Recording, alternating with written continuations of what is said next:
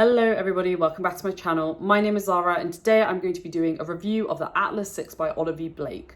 Now this book I read a couple of weeks back and this has got to be one of the most hyped books that I have seen in a while, and so I was very curious to pick it up. I'm not normally like the biggest fan of dark academia. It's not because I have anything against the subgenre, it's more just I haven't read that much dark academia books, so I didn't really have much expectation going into it. But I was excited because I heard that it was quite dark in tone and that there was interesting character work, and I liked the fact that there was this kind of Library of Alexandria,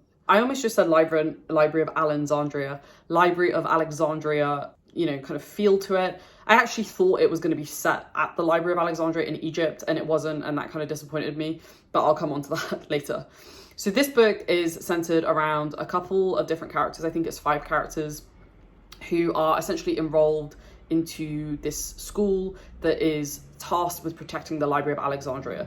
The Library of Alexandria is not the Library of Alexandria that I thought it was, which is in Egypt, which was burned down obviously, but it is essentially this kind of moving library that is, you know, the school protects.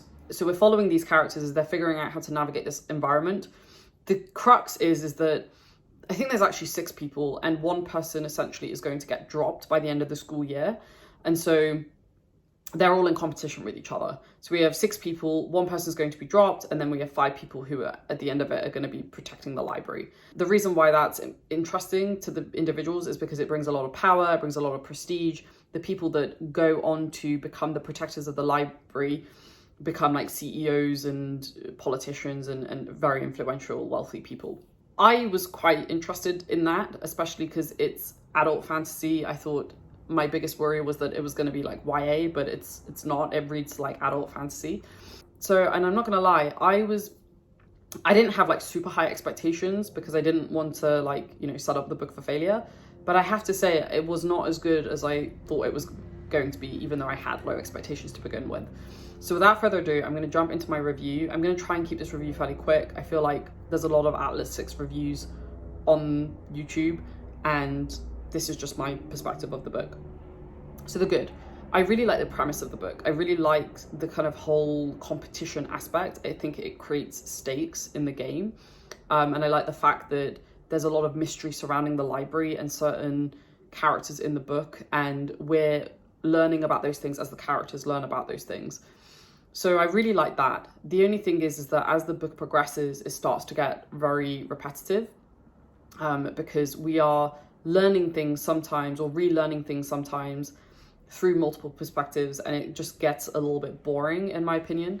So anyway, I love how I'm supposed to be focusing on the good, and I pretty much instantly went into a negative. But I like the premise. I think the premise in theory works really well, but for me the execution just kind of fell a little bit flat. The other thing that I really liked was the start. I really liked the first couple of chapters where we're learning about these 5 or 6 individual characters, what their powers are, what they're like personality wise. I really love the beginning of books when you really start to learn about the individuals involved. I'm very character driven as a reader, even though for other reasons it might start to feel a little bit repetitive. For me, I liked it because they were all in different places, they were all doing different things, they all come from vastly different backgrounds apart from 2 of the characters, and it was just really interesting. I liked getting that context and that at the start. And I think this is where we go into the bad, because the start held a lot of promise and it was starting up as a very character-centric book, but then, I don't know, it kind of lost its way. I feel like the book was trying really hard. It felt like the author was using a thesaurus for everyday normal words that would have done absolutely fine in the book just to make the book sound smarter. It felt really obvious to me that that is what the author was doing. I'm not saying that that's what the author was doing, but that's what it felt like. I really don't like it when books try to sound smarter than they actually are, because it's just not necessary. Like, if I read a book where, you know, no big words are used, I'm not going to think that the author is stupid. I'm not going to think that the book is dumb. It's just, you know, it makes the read a little bit different to, say, some of the other books that I read. But I felt like it was trying too hard with the words that it was using, and it just felt really disjointed. It took me out of the narrative, because that's not, like, there were words that were used that are just not used in everyday vernacular, in my everyday vernacular, and it just didn't feel like a real conversation. As an extension of that, I felt like the book was trying to be edgy and different. I feel like it was trying to turn certain things on its head, but not doing them very successfully. Again, like, this is to set expectations. I had pretty like medium expectations going into this book, and I don't know, it just kind of felt like a bit of a slog, because none of it felt authentic. I think that was the word that I was looking for. None of it felt authentic.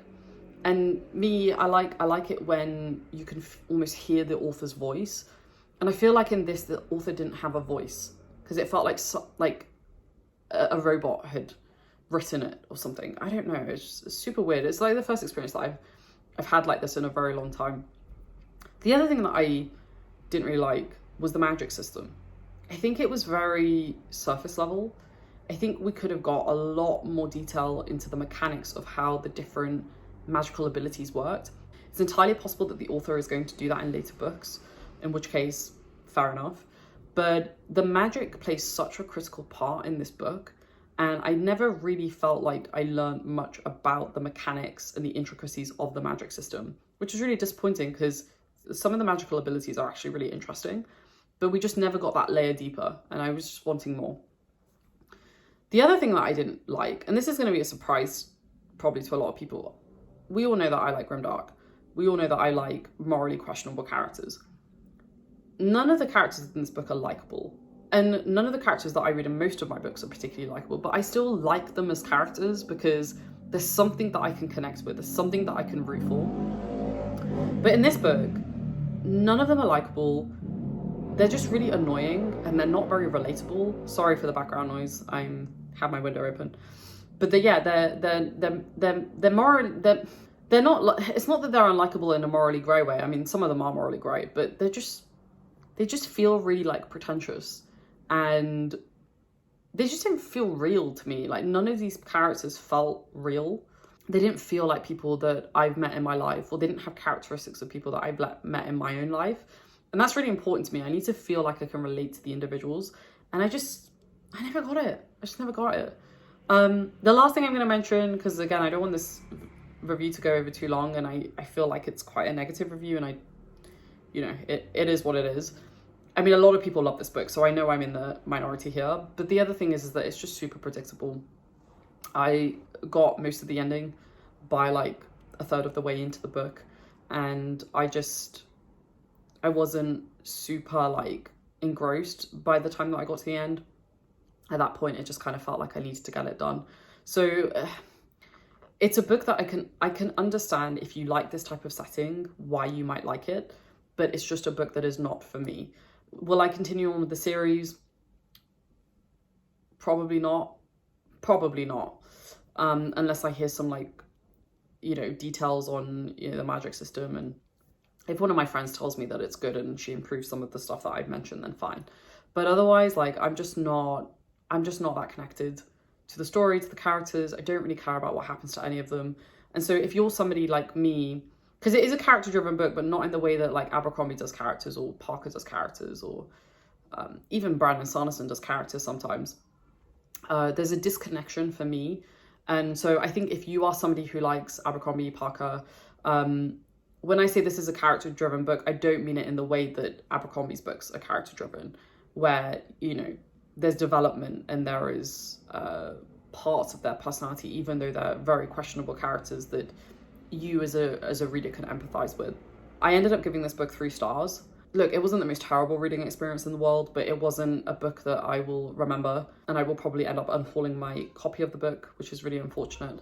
Again, as I mentioned, this is an unpopular opinion. I know this is an unpopular opinion. So if you like the sound of the dark academia setting, if you like the sound of, different kind of magical abilities, it kind of reminds me of X-Men a little bit, then I think it might be something that you get on with. I also think it's a good bridge from YA to adult, actually. So if you're looking to transition from more YA fantasy books to adult books, I think this is actually quite a good transition. I think there's maybe like one scene in the book that's quite adult, but even that scene was just like, it was just pretty average.